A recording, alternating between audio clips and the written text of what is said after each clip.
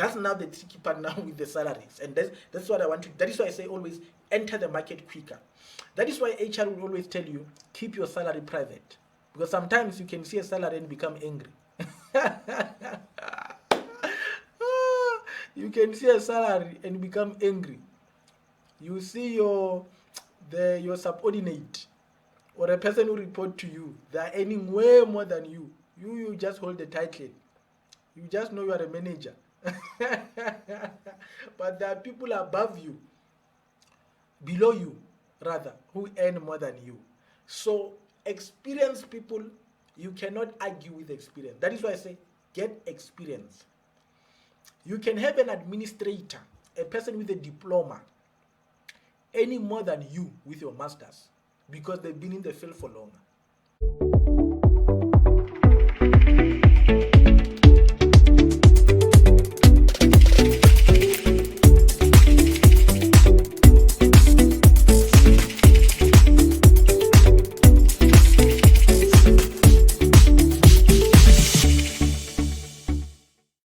Greetings friends, this is Dr. T and thank you for joining me today on our channel Living a Life to the Fullest, or Living Life in its Fullness.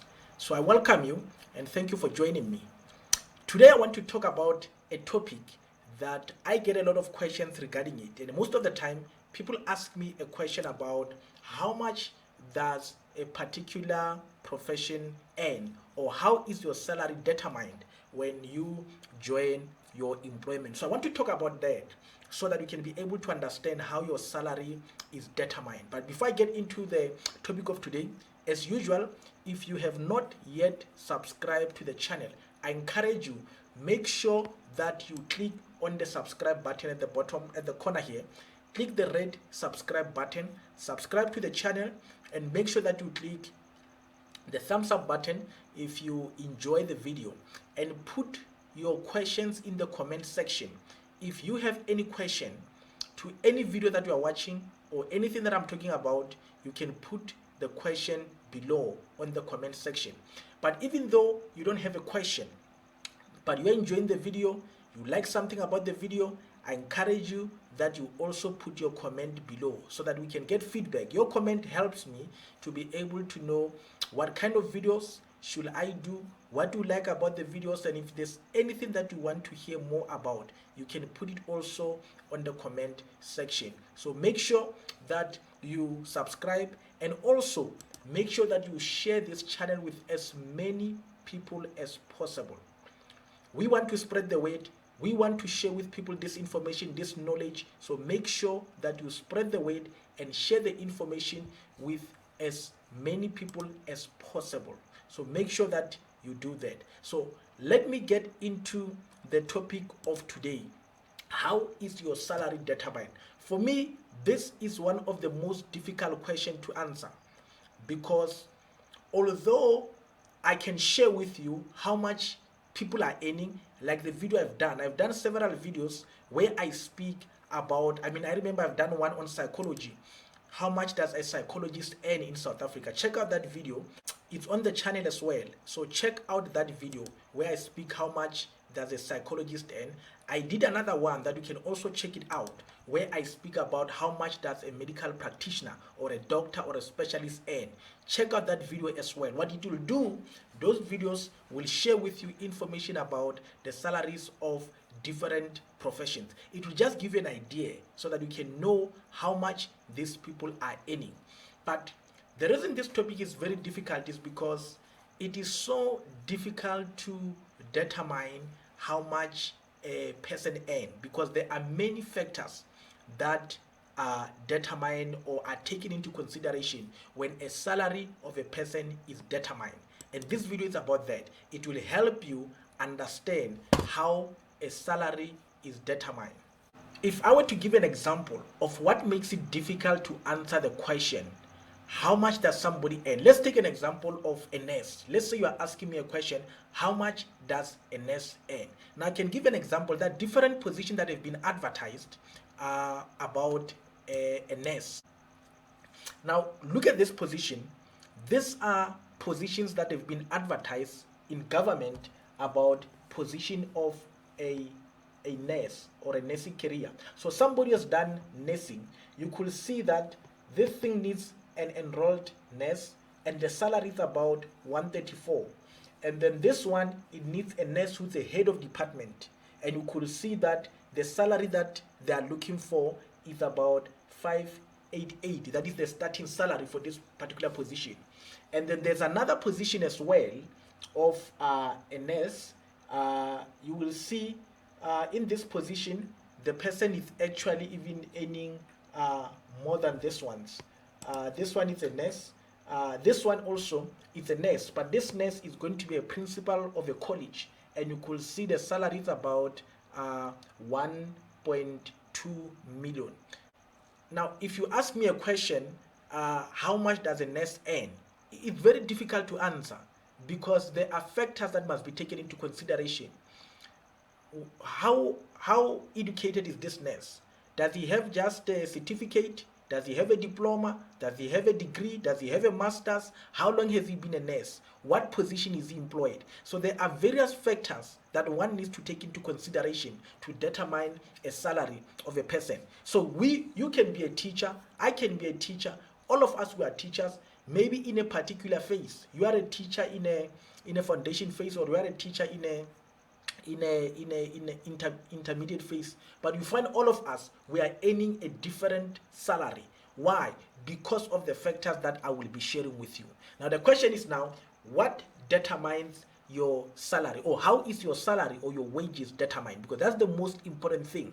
Because the minute you know this, you will avoid asking this question, or when you ask it, you will ask it with a deeper understanding that there are a variety of factors that must be taken into consideration.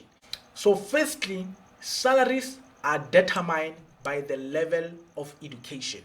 If you want to know how salaries are determined by the level of education. What do I mean by that? For example, when you look at the current slide, you will notice that there's a level of education. That is why when you see jobs, universities like Stellenbosch, they're very open. They put their scale on the website. You can just Google it out, you'll be able to see it. You will see every time a job is advertised, they will always put a grade. And that is basically what we are seeing here with Stellenbosch. What you see here is a grade level. So there's level 4 up to level 19. Actually, there's level 5, 6, whatever. So this is just the administrative and support. They've got their own level. So what they're basically saying, in the administrative or support, they've got until level 4. And then you've got also the academic side, they've got their own level. In other words, you will see here, there's a grade 5, there's also here a P5. But they're not comparable because this one has got a higher, which means academics have got a higher rating compared to the supportive staff. So when you see a post and it mentions the grades, this is at Stellenbosch, might be different from the grades in government, or might be different from levels in another job employment. But the grades speaks not only about the category, but it also speaks about the level. That is why here you see a junior lecturer, it's on P9, a lecturer, it's on P8, and a senior lecturer at P7, professor at P6. And you could see that every level has got a different category of a salary that it goes with. So your level of education determines the salary level that you get. The fact that you've got certain level of education, it puts you at a certain state or at a certain level of salary that you can qualify for. If I were to go back to the slide that I showed you about nurses, you will understand that they differ, but also there are differences. This one only is a diploma, and this one you could see the level is a bit different. So this one is auxiliary, probably the person only has a certificate, or you find that the other one has a diploma or has got a degree, which this one doesn't have, and that has also determined their entry into the job market. So your level of education will make a difference in terms of what is your earning in that particular category. Not only that, For example, if I look now at, this is a scale of one of the institute, it was a 2016 scale. I just want to show you that, so this is an old scale, don't rely on this is not going to give you a current status of things. These are just the old numbers, but you will see that a junior lecturer here had a particular level, a senior lecturer, and all that. So all these things gave them a particular, their level of education put them at a particular scale. You must understand that a junior lecturer, you just need an honors level to be a junior lecturer, and you need a master's to be a lecturer.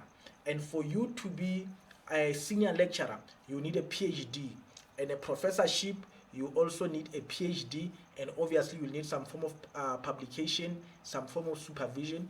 Even at a senior lecturer, they might tell you that you need to have some form of publication, maybe 1 or 2, before they can appoint you. It will differ from varsity to varsity, but what we know, at least from what we are looking at, is that a junior lecturer, you need an honors, a lecturer, you need a master's, a senior lecturer, you need a PhD, professorship, you need a PhD, and other academic requirements, which will include your publication, supervision of student. At senior lecturer, supervision might be, you might have to show potential, maybe you might have started it, but they might not necessarily be specific of the people that you've supervised. But lecturers are very strict. You must at least show maybe certain number of supervision, maybe to even completion. And they might also be strict in terms of the number of publications that you have made. Professorship is mainly about supervision and publication. You need to show that you have published. Senior lecturer, they might want 1 or 2 publications depending on the university. But the bottom line is that for you to be in those categories, you must have certain level of education. So education is the first determiner of your salary. Your education will determine your salary. That is why when you see somebody at ShopRite or somewhere, those people, they are there also because of the level of education. And because of that, it limits them on how far they can go on the scale. That is why sometimes they'll tell you, to be a manager, you need this particular qualification. To be that, you need that qualification. So your level of education, it does make a difference on where you start in terms of your salary. The second factor that determines your salary is, it is your current salary or experience. Current salary or your experience. In other words, if you are already working, the salary that you are earning today, should you get another job, that salary will also be used to determine your next salary. Or if you have been working for a long time, the fact that you have been working, that on its own will also add into the salary, that will also play a role in the salary that you are earning. That is why I always advise people that make sure that you get into employment as quick as possible. Even if you do part-time, because it is that part-time work that will give you a platform to negotiate a salary. So if you are working part-time, for example, you are at an honors level, and let's say you are lecturing part-time, and you get offered a junior lecture position, you are able to negotiate what they are giving you based on what you're already earning on a part-time. You are able to say, no, but I'm earning this. Why are you giving me this much? You can negotiate. But if you are not working at all, they can start you anywhere. You are not able to negotiate. That is why I've done a video where I speak about honor student. And one of the things that I do, I encourage people to do some form of work while they are doing their honors or they are doing their masters. Don't just be a student. I encourage people, always try to do some form of work. Don't just be a student to go to the library. That is why some of you, when you fail, you get frustrated because the only thing you are studying. So you are wondering, why are you frustrated? Why are you failing? Because the only thing you do is study. But some of us who work, even if I don't get the marks I desire, I'm still consoled that, oh, maybe it's because I was working. Studies sometimes are, especially at an honors and master's level, if you are only studying people, sometimes you can be stressed. find something that gives you a time to refresh your mind. Part-time lecturing, any form of a job on the side is a good thing that you do. So that also helps you when you enter into the job market. At least you have got something to use as your baseline when you are negotiating. So this is how your experience and your current salary helps you. This is another university.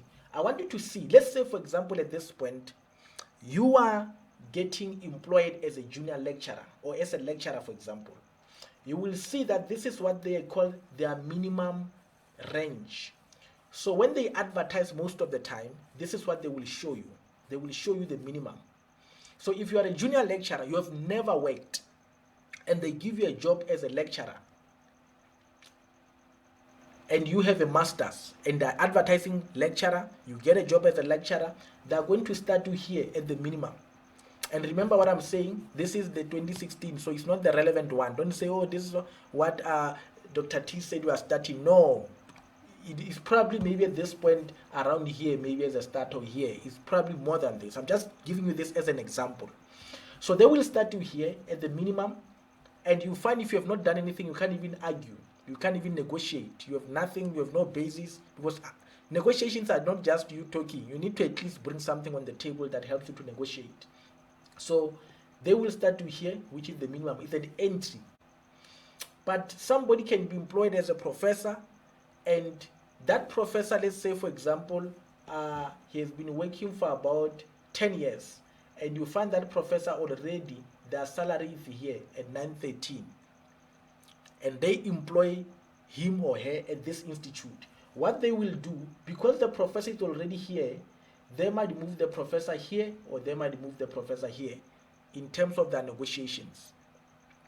I'm not saying a professor earned this amount. I'm saying this is what it was in 2016. Probably they are around the millions now. So they will start them above their current. So if your current is here, they will start to here. That's how they will determine that particular salary. I'll give an example. Let's say, for example, you are also a lecturer, and then you get employed. When they employ you as a lecturer with your master's, they find that you have been lecturing for some time, and let's say for example you are already here at 511 and they're employing you. What they will do now, because they're giving you an offer and they've already advertised that this position was at grade level 8, they will keep you at the grade level 8, but they will put you above your scale. So they might give you this or give you this one, depending on what they will determine at that point, but also your negotiations will determine where you are. So basically, you will be determined based on your experience and your current salary. That is how the two are used. So in other words, your current education level, it will put you in a particular category. It will put you in a particular grade. But your level of experience, and that is why I always encourage people to start working early, your level of experience will move you on the range of that particular grade or on that scale. So how far you move on the scale will be determined by your level of experience. So we might all have a master's, all have an honors, all be junior lecturers, but we find we are not earning the same, because I've got more experience than you, or I've been in the field more than you.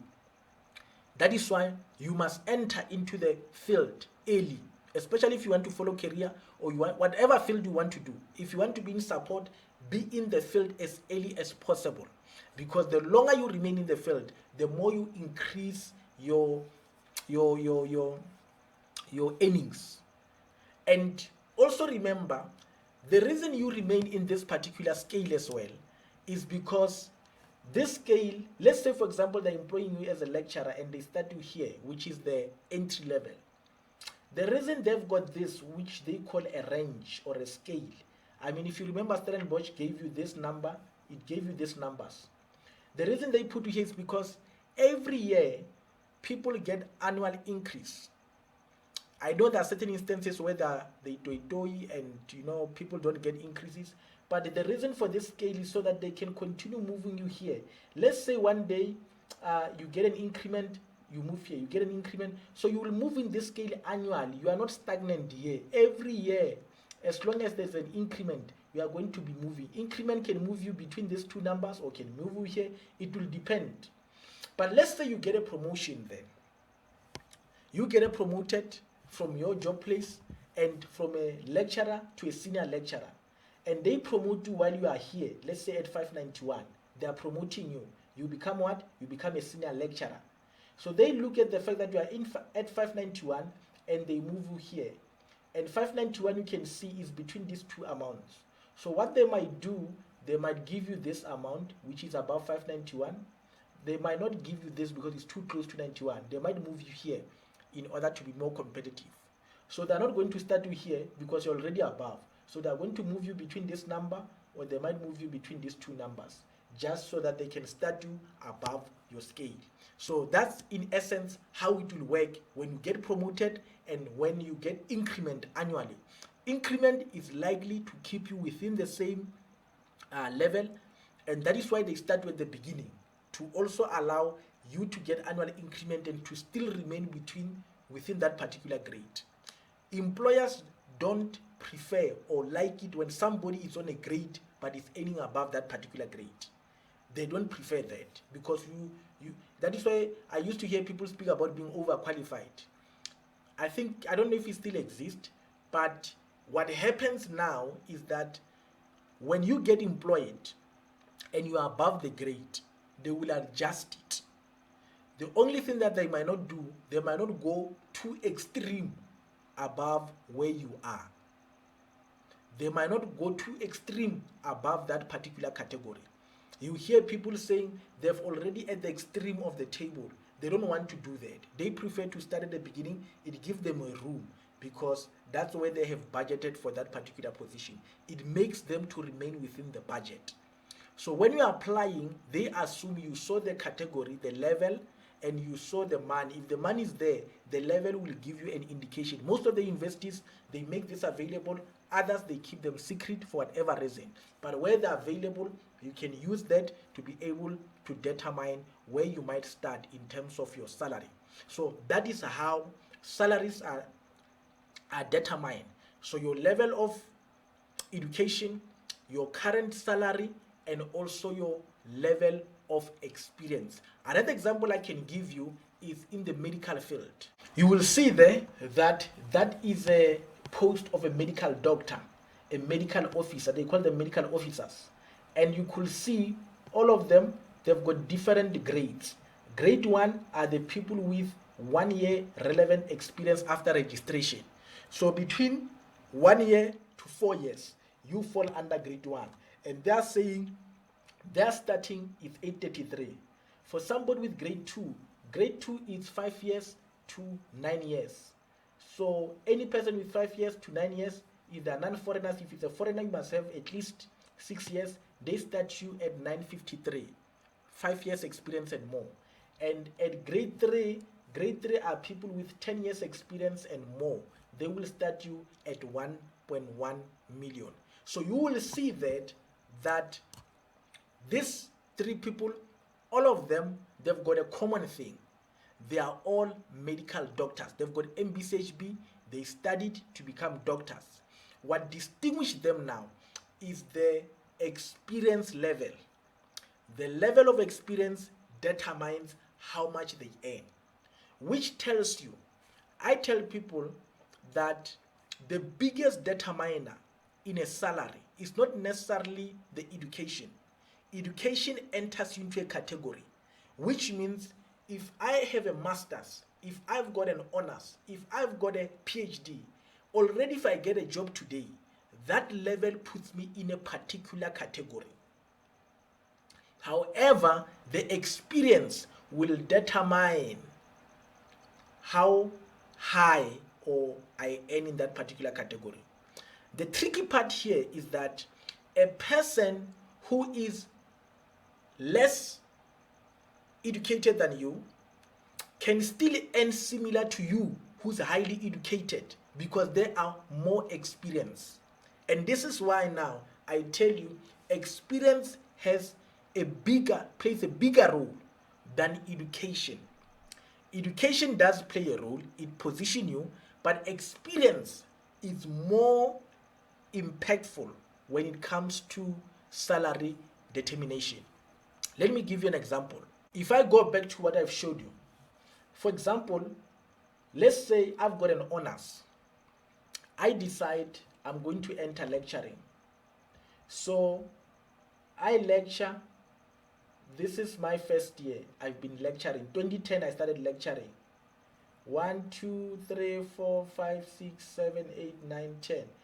10 years along the line, or even before then, I might already be around this amount here, 564.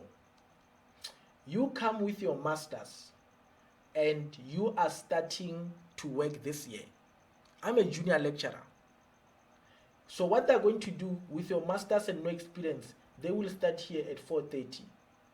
Me as a junior lecturer with just an honors, I used to get that amount about 5 years ago. This is where you are starting.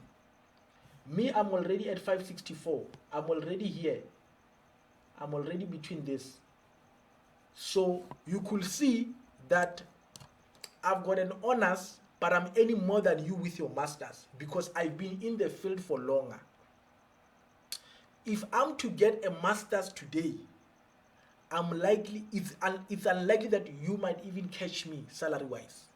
That's now the tricky part now with the salaries, and that's what I want to. That is why I say always enter the market quicker. That is why HR will always tell you keep your salary private, because sometimes you can see a salary and become angry. You can see a salary and become angry. You see your subordinate or a person who report to you, they are earning way more than you. You just hold the title. You just know you are a manager. But there are people above you, below you rather, who earn more than you. So experienced people, you cannot argue with experience. That is why I say get experience. You can have an administrator, a person with a diploma, any more than you with your masters, because they've been in the field for longer.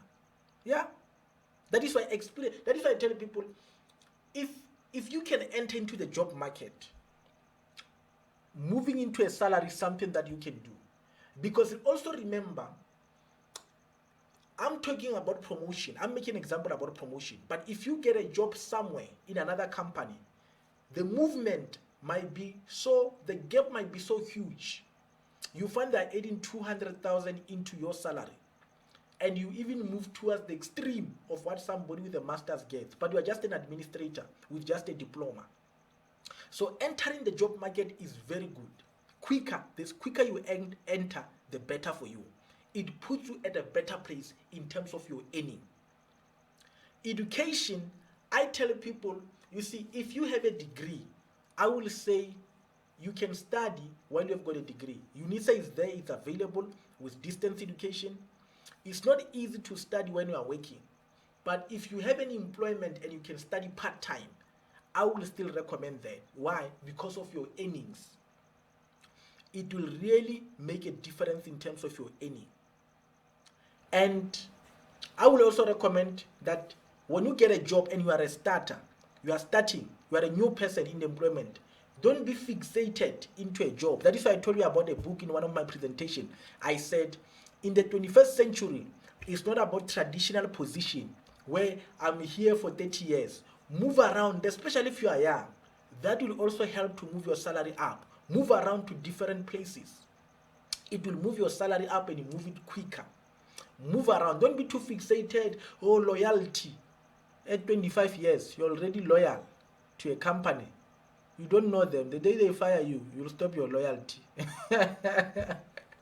You will be loyal. It will come time of loyalty. When you are 35, you will settle. You know? So when you are still young, move your salary, because you are too young. You are just getting you are happy to sign and just be there with your little salary. You'll be frustrated.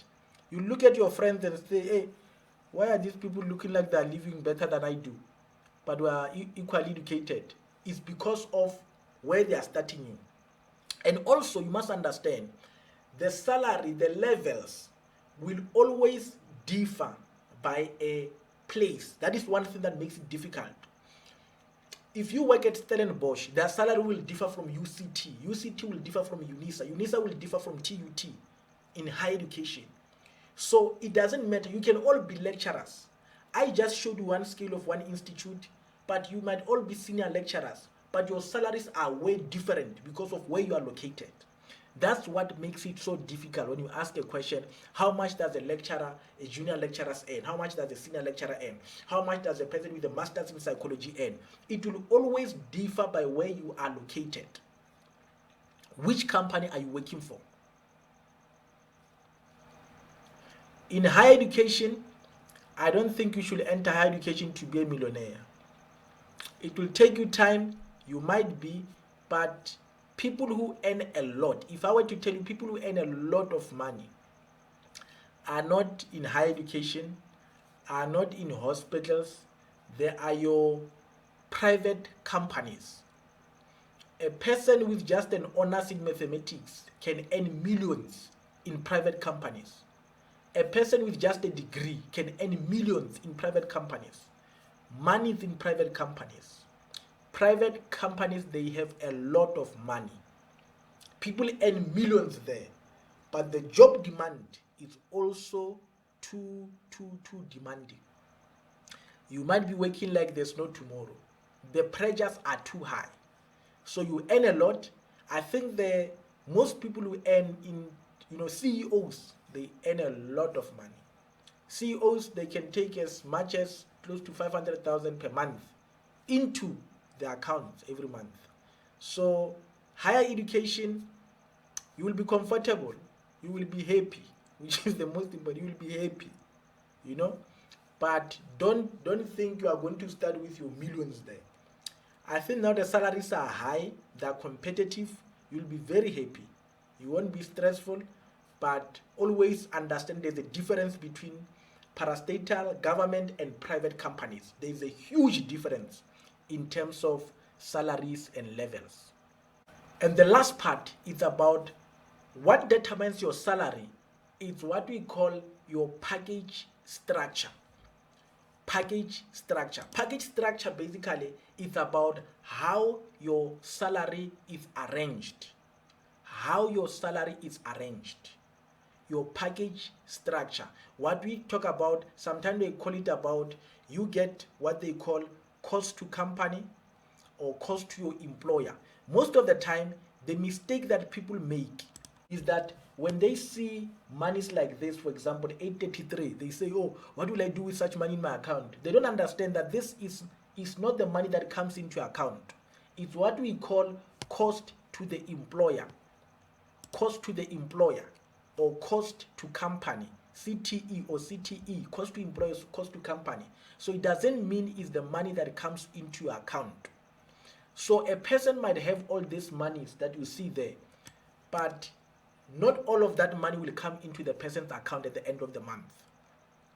The salary is calculated, your package is calculated, and the arrangement or the calculation of your salary is what will determine how much you earn now per month.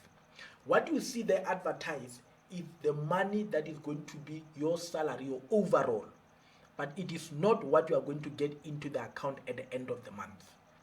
What helps you determine what gets into account is how your salary is structured, and that is calculated by the employer, the HR. They have a way in which they calculate it. There's a system which takes into account your tax, your medical aid, your pension fund, and any other relevant deduction such as your UIF. So there are various deductions that are taken out of your salary, and you end up with your final amount. Luckily, the government has got a calculator that one can use on how to calculate the account. So I'm going to take this particular advert as an example. I'm going to use the 833 and somebody also earning, let me take the last two, the 953 and also the 1 million, just to show you how they calculate your salary, so that you can understand when we speak now about your package now. Let's take an example. I hope you can see. So this is the government calculator for salaries. So what you do now, let's take for example the first one. So you are having, so they have your details here, and they're asking indicate whether you are admitted to the government pension fund. So pension fund, what you are going to get when you retire, and you also have an option to choose a level or percentage of your pension fund. Let's just take 70% for example, hypothetically speaking. This is just an example. So let's take the first salary, which was about 953 049. That was the salary that was showed there. So this is what you are earning. So you could see by just putting that amount, it takes you the basic salary, which means you are only getting 667 as your basic salary per annum.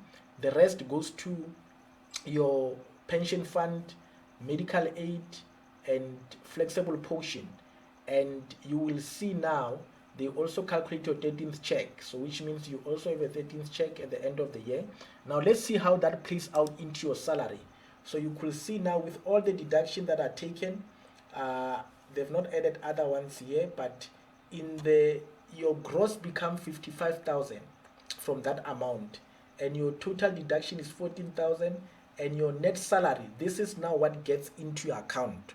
You get 41,153. So that now is the calculator. So imagine you are seeing this on an advert 953, but in actual fact what actually gets into your account is 41,000 per month. That's what you are getting, you see. So let's make another example. Let's take now the one where a person was earning, I think it's 1,106 37. This was the other medical doctor who had 10 years experience and more. So that's how they calculate it. Their basic salary is 774 and their 13th check is 64, which basically means at the end of the year they might double this amount, which is a lot of money. So let's look at their basic. So when they take all the deductions, tax, they take about 18,000. The net salary, that person into the account, they will get roughly about 46,000. So that should give an idea that don't just see a million there and think a million comes into my account. That money, certain portion will go to pension, certain portion will go to your account. So that's what now we call a package calculator. So what determines how you earn? Now I'm talking about end of the month. What determines what get into your account will be how your package is arranged. The interesting thing is this, and this is why now most of the time HR might not tell you much about this information. When you are new in an employment, particularly if you have just been employed for the first time, they might not share with you. When you get your package, for example, your full package in the beginning of the year, they tell you this your amount, and they tell you about some will go to pension. Ask them, is there different options? You can see here I've chosen 70, and after choosing 70, you are earning 46,000 into your account. But I can change and say I want 75, for example, because the higher you put more amount into your pension, the lower the tax, but also the higher the amount that goes into your account, So let's see now, I've made a change now. Look at how it determines that it goes to 48. So they might not tell you that information. They just tell you, no, some will go to pension. They've already predetermined and giving you the default setting. So make sure when you get a new employment, ask them about the pension. Are they options? Sometimes they'll also give you a medical aid. Choose which medical aid. Ask them about the medical aid options. Are there different medical aids that you have? Sometimes they'll tell you if you're already on a medical aid or your spouse is on a medical aid, you don't have to take our medical aid. That on its own increase your salary that comes into your account. I mean, sometimes what goes into pension, particularly me, I'm not a pension fan. I believe I can save for my pension separately. It doesn't help. I'm working hard. I'm going to get money at 65. It doesn't excite me. Yeah, me. I'm not talking about you. Me. It doesn't excite me to tell me about how much I'm going to add at 65. I'm here now. I've got issues today. I want money into my account at the end of the month. 65 will deal with 65 when we are there. So, so if you want money into your account, try to get all the information about all these nitty gritties. How can I make arrangement for my package so that I can get more money into my account? I remember when I got my first employment, they asked you, are you going to be working here for a long time or are you going to resign sooner? I said, no, give me the one where I can resign, where I plan to resign, so that when I resign, I can get whatever, I can get more money into the account. So take that into consideration. There are packages, they are arranged differently. Every job, every field, every workplace, they will differ on how they make an arrangement. I've just used the government as an example, but obviously when you are at different places, they will have different arrangements of their own. So you need to know what arrangement do they have, how have they set up their own jobs in them. So ask them, let them share with you, and then you can be able to use that wisely. I will say make sure that you go through all these steps carefully, particularly if you are offered a job, so that you can remind yourself of the process, what goes through the process of determining your salary. I'm hoping that I've shared with you factors that determines how your salary is determined. But I also want to encourage you, check out another video where I interviewed an HR practitioner. This lady is very knowledgeable about HR. The video is there in the YouTube channel. Listen to that video because she deals with other critical aspect of your HR processes, determining a salary, negotiations. Check out that video. It will add into what I'm sharing with you. I'm just dealing with the fact about how your salary is determined, so that you can understand when you get employed and they are saying this is your package, how did they determine it? And this video deals with that. I just wanted to help you because some of you are going to be new in the employment field. Some of you have got questions. Some of you want to know how much people are earning. I'm telling you, it's very difficult to tell somebody how much does somebody earn, because there are various factors: your education, your experience, your current salary. There are many things that will determine your salary. So I hope this video has helped you. I hope you've enjoyed it, and I trust that you will make the right decision when you are offered a job somewhere. Thank you.